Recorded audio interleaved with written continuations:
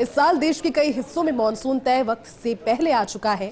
सामान्य तौर पर माना जाता है कि जून के पहले हफ्ते में केरल में मानसून दस्तक देता है और उसके बाद ये देश के दूसरे हिस्सों में आगे बढ़ता है। लेकिन इस बार केरल में मई के महीने में ही मानसून ने दस्तक दी है और उसके बाद मानसून महाराष्ट्र से होते हुए आगे बढ़ रहा है। आखिर क्या वजह रही इस बार मानसून की जल्दी दस्तक देने की, जानने के लिए देखें फर्स्ट इंडिया की खास रिपोर्ट।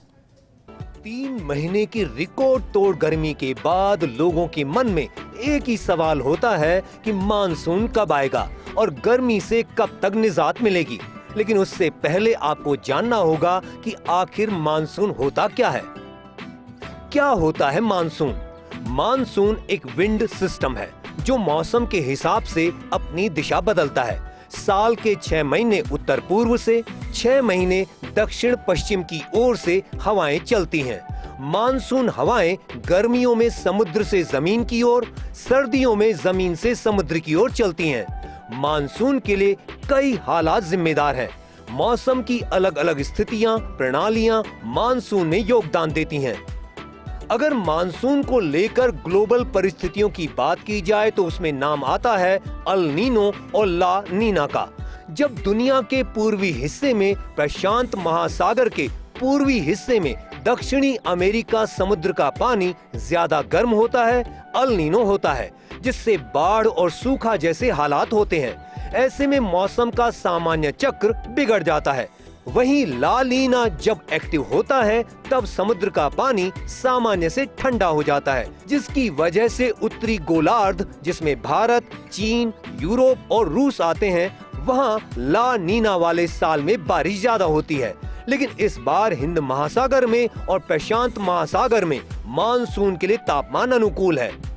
इस बार जो मानसून है वो समय से पहले केरला में पहुंचा था और आगमन के साथ ही मानसून का जो साउथ टू नॉर्थ डायरेक्शन में जो एडवांसमेंट है वो भी काफ़ी रैपिडली हुआ है, यानी अरब सागर की जो ब्रांच है वो भी काफ़ी सक्रिय है। और अब यदि देखें तो बंगाल की खाड़ी भी पिछले 2 दिनों से सक्रिय है, वहाँ पर भी एक लो प्रेशर सिस्टम बना हुआ है। तो इसके असर से जो पूर्वी भारत के जो इलाके हैं उनमें भी मानसून जो है वो रैपिडली एडवांस होने के लिए कंडीशंस फेवरेबल है। मानसून होगा मेहरबान, होगी झमाझम बारिश। जून से सितंबर में सामान्य से ज्यादा 106% रहेगा मानसून।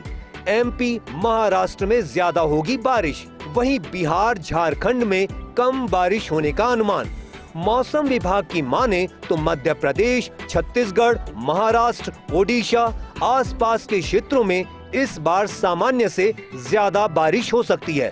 वहीं पंजाब, हरियाणा, केरल और तमिलनाडु के कुछ इलाकों में सामान्य से कम बारिश होने का अनुमान। मध्य और दक्षिण भारत में सामान्य से ज्यादा बारिश होने की उम्मीद। उत्तर पश्चिम भारत में सामान्य, जबकि पूर्वोत्तर में सामान्य से कम बारिश हो सकती है।